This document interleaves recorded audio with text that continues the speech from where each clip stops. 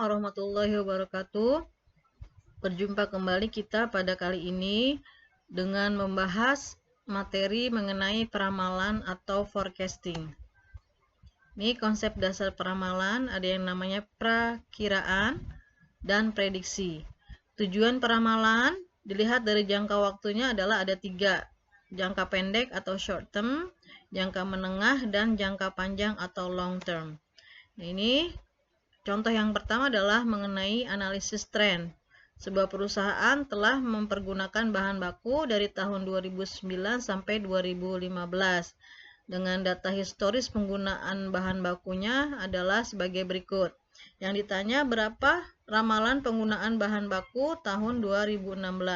Dari 2009 sampai 2015 adalah berarti 7 tahun ya, berarti 7 periode. Jumlah periodenya diberi simbol T, sigma T-nya adalah 28 ya, 28. Lalu ini adalah data kebutuhan bahan bakunya, penggunaan bahan bakunya, simbolnya adalah Y. Tahun pertama 2009 gunakan 74, tahun kedua 2010 menggunakan 79, tahun ketiga 2011 yaitu 80. Nah, jumlah kebutuhan atau Y-nya, sigma Y-nya adalah 692. Nah, dari data ini, langkah selanjutnya adalah kita mencari T kuadratnya atau periodenya ya. T-nya ini kita kuadratkan, 1 kuadrat 1, 2 kuadrat 4 ya, sampai dengan 7 kali 7 yaitu 49. Maka jumlah T kuadratnya adalah 140. Lalu di langkah berikutnya T dan Y-nya kita kalikan ya, T dan Y kita buat kolom di sini. 1 kali 74, 74, 2 kali 79, 158, 3 kali 80, 280, sampai dengan tahun 2015. Maka kita jumlahkan. Sigma T kali Y-nya adalah 3083. Nah, ini T-nya, ya, jumlah T-nya kita rata-rata, ya. T rata-rata, nih ya, dikasih garis di atasnya. Artinya ini bacanya adalah T rata-rata. T rata-rata adalah tadi jumlahnya berapa? 28 dibagi 7 tahun sama dengan 4. Y-nya juga, Y-nya kita buat rata-rata. Y rata-rata, ya ini dikasih garis atas sama dengan 98,86. Nah, ini persamaan analisis trennya adalah YT sama dengan A plus B kali T. Setelah kita dapatkan T rata-rata, Y rata-rata, ya, sampai dengan jumlah T kuadrat dan T kali Y-nya. Lalu kita cari nilai B-nya. Nilai B-nya rumusnya apa? Sigma T kali Y dikurangi N, lalu dikali T rata-rata dan Y rata-rata. Ya, dibagi sigma T kuadrat dikurangi N dikali T kuadrat. Ya, T rata-rata dikuadratkan. Nah, ini dapat sigma T kali Y berapa? Kita hitung tadi 3083 dikurangi N-nya berapa? N-nya 7 tahun. Lalu T rata-rata berapa? T rata-rata 4. Y rata-rata 98,86. Dibagi T kuadrat berapa? T kuadrat 140 dikurangi N. N-nya 7 tahun. Lalu T rata-rata berapa? 4. 4-nya dikuadratkan. Maka diperoleh nilai B adalah 11,25. Setelah nilai B didapat, lalu kita mencari nilai A. Nilai A rumusnya apa? Y rata-rata dikurangi B dikali T rata-rata. Y rata-rata tadi adalah 98,86. Lalu B-nya tadi 11,25. Ya, lalu T rata-ratanya adalah 4. Maka nilai persamaan A adalah 53,86. Jadi YT-nya adalah YT sama dengan A-nya 5386, lalu B-nya adalah 11,25 dikali T. Nah, T-nya ini adalah nanti masing-masing periode ya, kita masukkan. Oke, kita menganalisis masing-masing periodenya. Y 2009 berarti tahun 2009 ya, 53,86 ditambah 11,25 kali T. T-nya ini kita masukin 1 ya, berarti periode pertama. Maka 11,25 kali 1 ditambah 53,86 didapat 65,11. Lalu Y 2010 53,86 ditambah 11,25 kali 2. 2-nya ini adalah ini ya, periode kedua, berarti periode tahun 2010. Didapat 11,25 kali 2 ditambah 53,86 dapat 76,36 sampai dengan Y 2016 ya, 53,86 tambah 11,25 kali 8 dapat 143,86.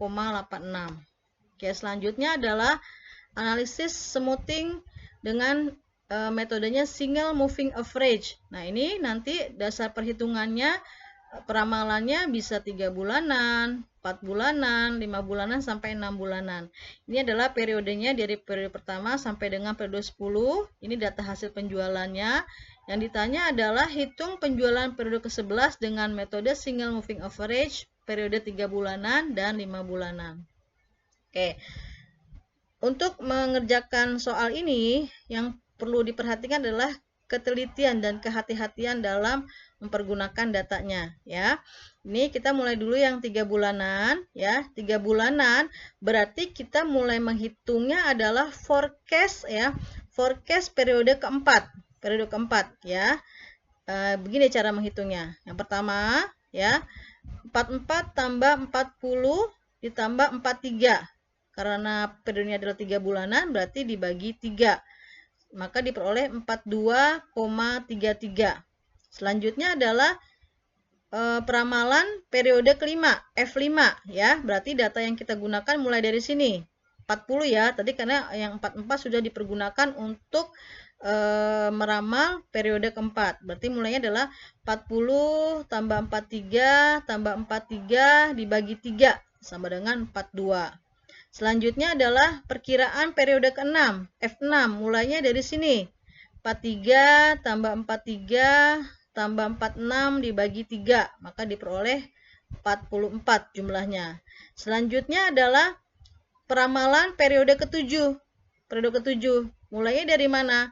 Dari sini, 43 tambah 46 tambah 45 bagi 3, sampai dengan periode peramalan ke-11 ya, diperoleh 43. Nah, selanjutnya kalau periode peramalan dari 5 bulan sama caranya ya, hanya dia dibagi 5 dan yang kita hitung adalah berarti peramalan periode ke-6 ya, periode ke-6. Cara hitungnya sama, mulai dari atas 44 tambah 40 tambah 43 tambah 43 tambah 46 dibagi 5 karena periodenya adalah 5 bulanan. Maka diperoleh adalah 43,2. Selanjutnya adalah perkiraan periode ke-7, forecast ke-7 ya.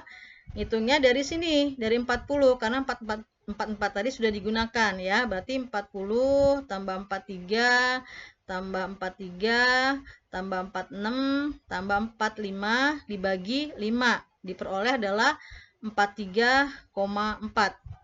Sama selanjutnya ya, sampai dengan perkiraan periode ke-11, dibaginya adalah dibagi 5. Nah, ini adalah tabel hasil perhitungan single moving average-nya ya. Yang 3 bulanan berarti hasilnya kita letakkan di periode keempat ya. Yang 5 bulanan hasil perhitungannya kita letakkan di periode ke-6.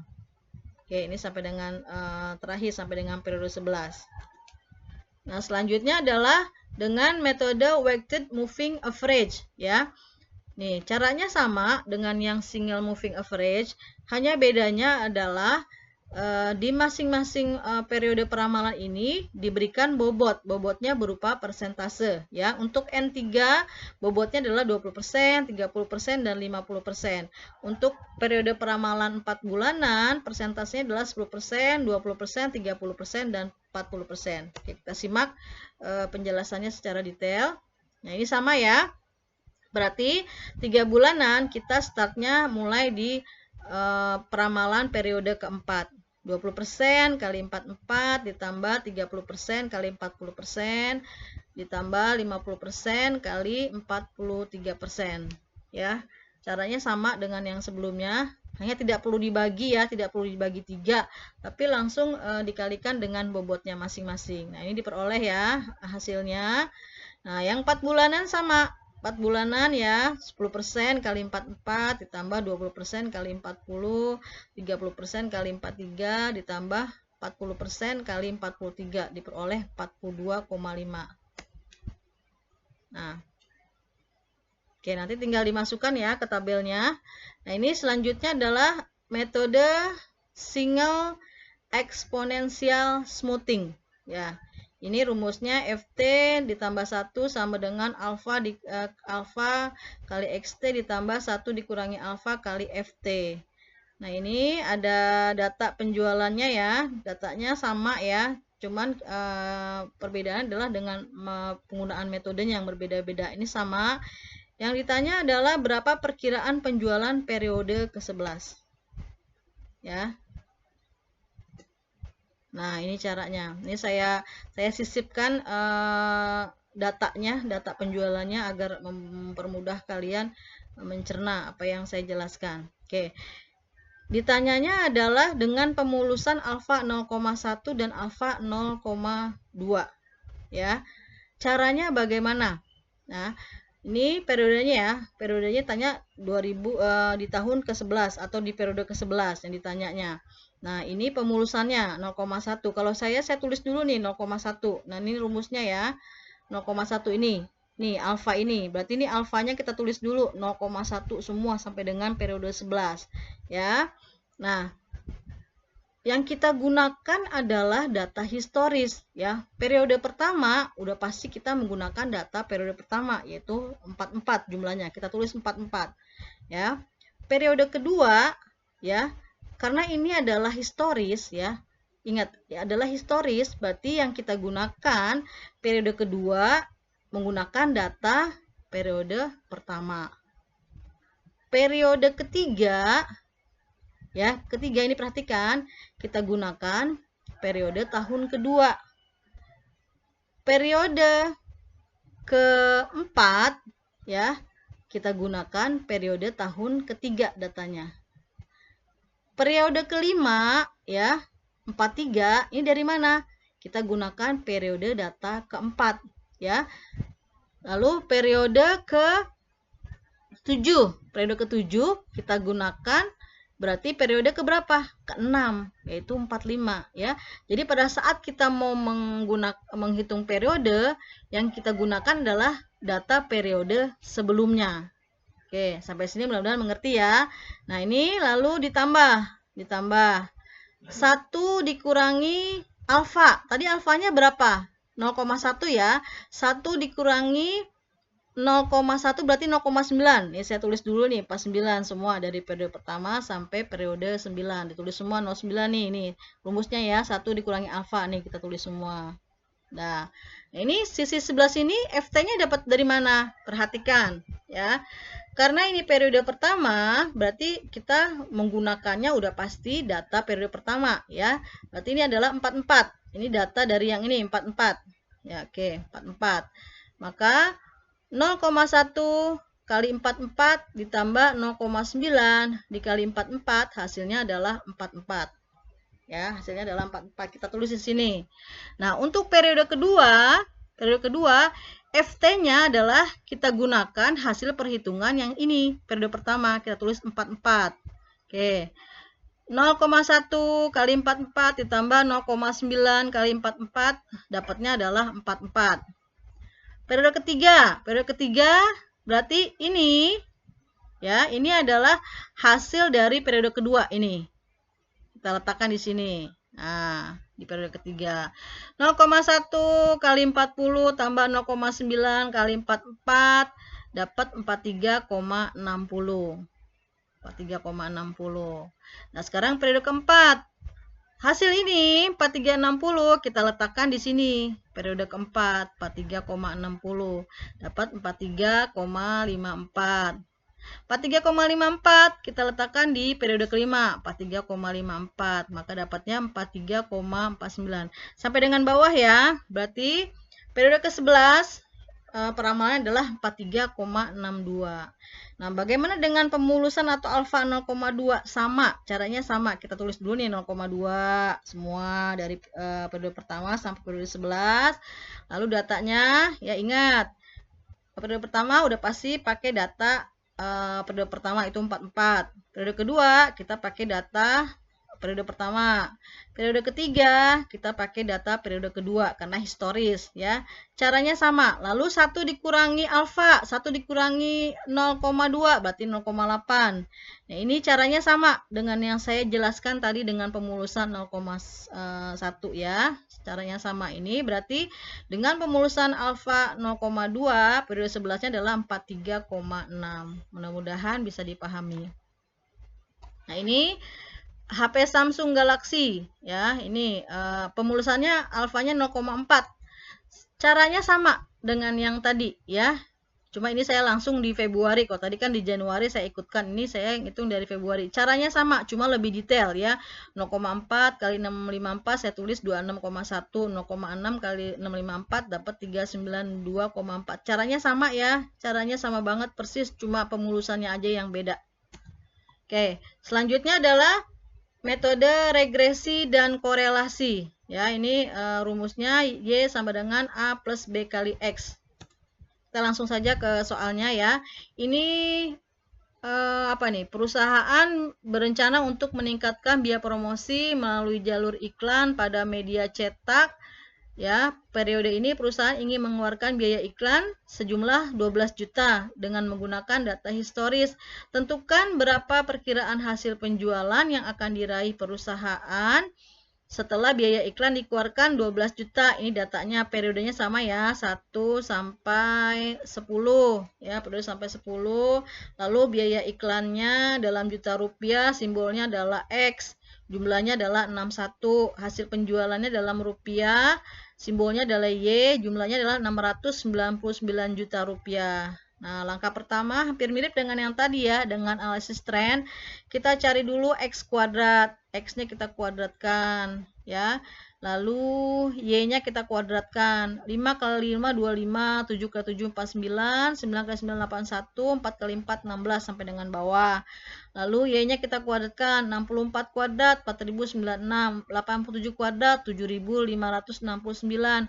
98 kuadrat, 9604, 54 kuadrat, 2916 sampai dengan bawah ya. Lalu jumlahkan. Selanjutnya adalah X dan Y-nya kita kalikan. 5 kali 64, 320. 7 kali 87, 609. 9 kali 98, 882. Sampai bawah kita jumlahkan. Sigma X-nya adalah 61, sigma Y-nya adalah 699, sigma X kuadrat 397, sigma Y kuadrat 52.255, sigma X kali Y-nya adalah 4.492. Nah, kita cari B-nya dulu ya, cari B-nya. Ini dimasukkan rumusnya ya. B-nya didapat 9,16. Lalu A-nya didapat 14,02. Tadi apa persamaannya? Y sama dengan A plus B kali X. A-nya berapa? 14,02. Y-nya berapa? 9,16. Tadi nilai jumlah iklannya adalah 12 juta ya, 12 juta. Ini kita cari persamaannya dulu, berarti kita masukkan 12-nya aja. Digit 6 itu nanti setelah kita dapatkan persamaannya baru kita kalikan 1 juta. Oke. 9,16 kali 12 ditambah 14,02. Dapatnya 123,94 ya. Jadi perkiraan penjualan dengan biaya iklan 12 juta diperoleh 123.940.000. Jadi ini 123,94 dikalikan 1 juta ya. Karena kan tadi pada saat kita mencari persamaannya digit 6-nya itu kita hilangkan. Setelah kita menemukan persamaannya tinggal kita kalikan 1 juta ya. Berarti 123.940.000 dapatnya. Nah, ini terakhir dengan kriteria performance peramalan. Nah, pada saat kita melakukan peramalan itu ada kesalahan ya. Ada kesalahan itu kalau keakuratannya hasil peramalannya tinggi, berarti tinggi pula. Tapi kalau misalnya kesalahannya kecil, berarti artinya ketelitiannya lebih tinggi. Nah, ini besarnya kesalahan suatu peramalan dapat dihitung dengan beberapa cara, yaitu yang pertama mean square error atau MSE, ini rumusnya. Yang kedua adalah mean absolute deviation atau MAD, ini rumusnya. Lalu mean absolute percent error, ya, atau MAPE, ini rumusnya. Nah, ini contoh ini saya ambil di buku, ya. Kalau di buku kalian itu dia digabung alfa 01 ya dan alfa 05 kalau nggak salah ya, alfa 05. Nah, di sini saya buat terpisah dan di buku kalian itu dalam bahasa Inggris, ini di slide ini saya buat dalam bahasa Indonesia agar memudahkan kalian untuk memahaminya. Nah, ini dengan alfanya 0,1, pemulusannya 0,1 ya. Ini aktual penjualannya. Bulannya 1 sampai dengan 8. Ini aktual penjualannya ya masing-masing. Lalu di bulan pertama itu peramalannya adalah 175 ya, 175. Nah, peramalan bulan kedua sampai 8 ya, ini belum diketahui. Kalian tugasnya adalah nanti mencari ya. Setelah diketahui peramalan bulan kedua sampai bulan ke-8, setelah itu kita menghitung MAD ya, MAD, MSE dan MAPE-nya ya. Nah, bagaimana caranya ya? Perintahnya apa? Hitung prediksi penjualan dengan alfa 01 ya. Ini ya. Lalu hitung besarnya kesalahan prediksi dengan mean absolute deviation, mean square error, dan mean absolute percent ya. Oke, bagaimana caranya? Untuk memudahkan kalian ya. Nah, kolom-kolom yang ada di soal itu kalian beri angka ya. Kalian beri nomor. Nih, aktual penjualan kalian beri nomor 1. Peramalan kalian beri nomor 2 ya. Perhitungan MAD beri nomor 3 ya. Perhitungan MSE beri nomor 4, lalu perhitungan MAPE-nya beri nomor 5 ya. Nah, ini untuk mencari kolom ketiga ya, mencari nilai ini ya, mencari nilai MAD, dapatnya dari mana? Kolom 1 dikurangi kolom 2 ya. Lalu kolom 4 dapatnya dari mana? Kolom ketiga ini ya, kolom ketiga ini kita kuadratkan. Nah, kita kuadratkan. Lalu kolom kelima dapatnya dari mana? Kolom ketiga ya, kolom ketiga dibagi kolom 1 nanti dikali 100. Nanti hasilnya dalam bentuk persentase. Nah, sekarang kita fokus ya. Ini kita cari dulu. Kita cari peramalan periode keduanya. Oke, periode kedua. Tadi di soal peramalannya itu hanya ada di bulan pertama, yaitu 175. Kita tulis ini 175 ya, 175 di sini nih. Ditambah 0,1. 0,1 adalah pemulusannya ini ya, 0,1. Lalu dikali 180 adalah aktual. Nih, 180 adalah aktualnya. Lalu dikurangi peramalan periode pertamanya 175.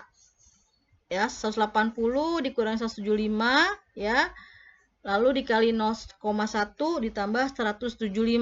Maka peramalan periode kedua diperoleh adalah 175,5. Nih, kita masukkan 175,5.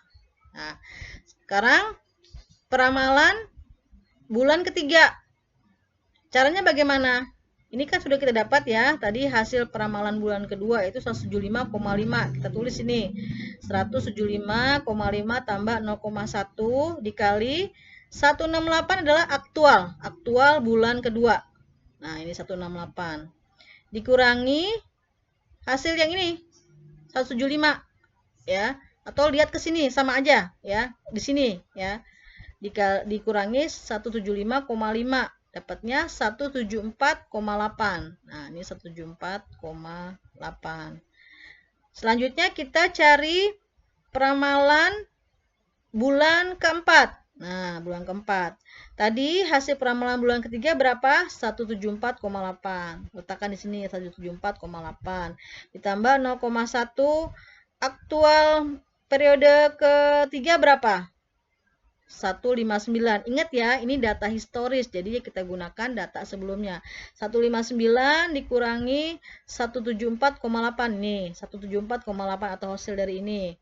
174,8 dapat 173,2. Letakkan. Nih, 3,2. Selanjutnya bulan kelima. Ya, peramalan bulan kelima. Tadi bulan keempatnya berapa hasilnya? 173,2. Tulis 173,2 ditambah 0,1. Lalu aktual bulan keempat 175. 175,5 dikurangi peramalannya berapa? 173,2. Dapat 173,4. Sampai dengan bawah ya, caranya seperti itu. Sudah kita masukkan peramalannya mulai dari periode kedua sampai periode ke-8. Nah, setelah itu kita cari kolom ketiga. Rumusnya adalah kolom ke-1 dikurangi kolom kedua. 180 dikurangi 175 berapa? 5. 168 dikurangi 175,5. Jangan terkecoh ya, ini adalah absolut. Berarti mau hasilnya minus tetap kita tulis tanpa minus ya, karena absolut. Ya, 168 dikurangi 175,5 adalah 7,5. Ya, ini absolut. Lalu 159 kurangi 174,8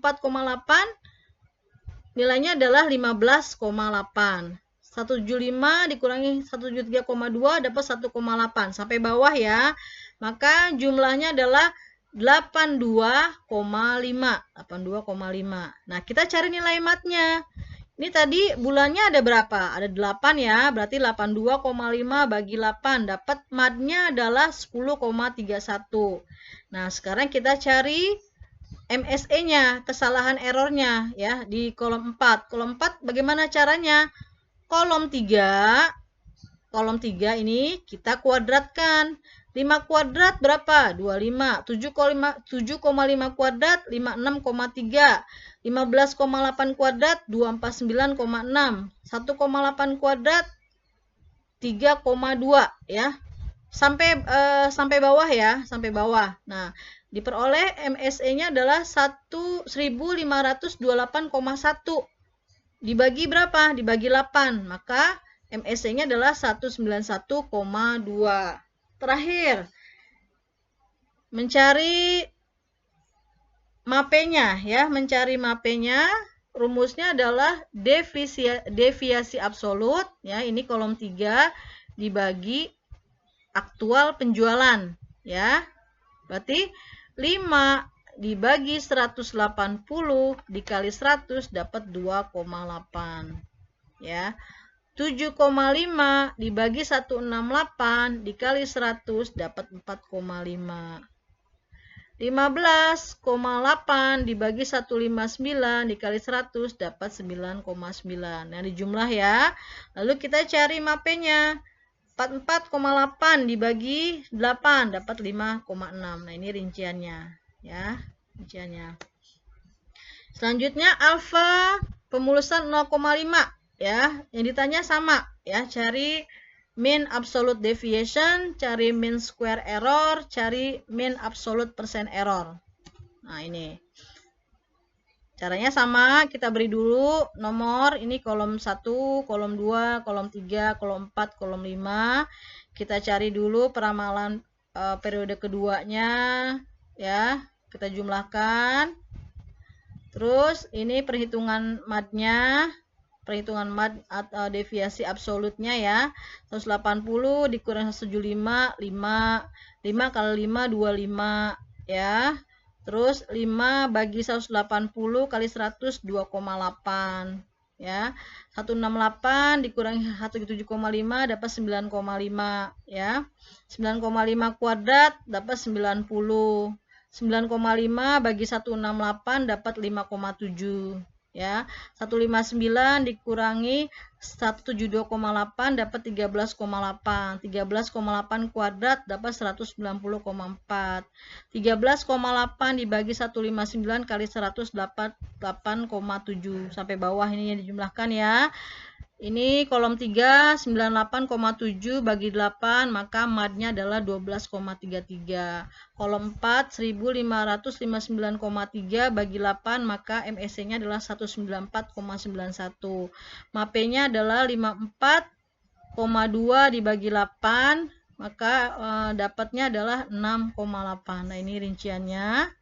Ya, demikian saya sampaikan. Semoga video ini membantu ya. Memang video ini khusus hanya membahas contoh-contoh soal saja. Ya, untuk detailnya bisa dilihat di buku kalian masing-masing. Terima kasih atas perhatiannya. Wassalamualaikum warahmatullahi wabarakatuh.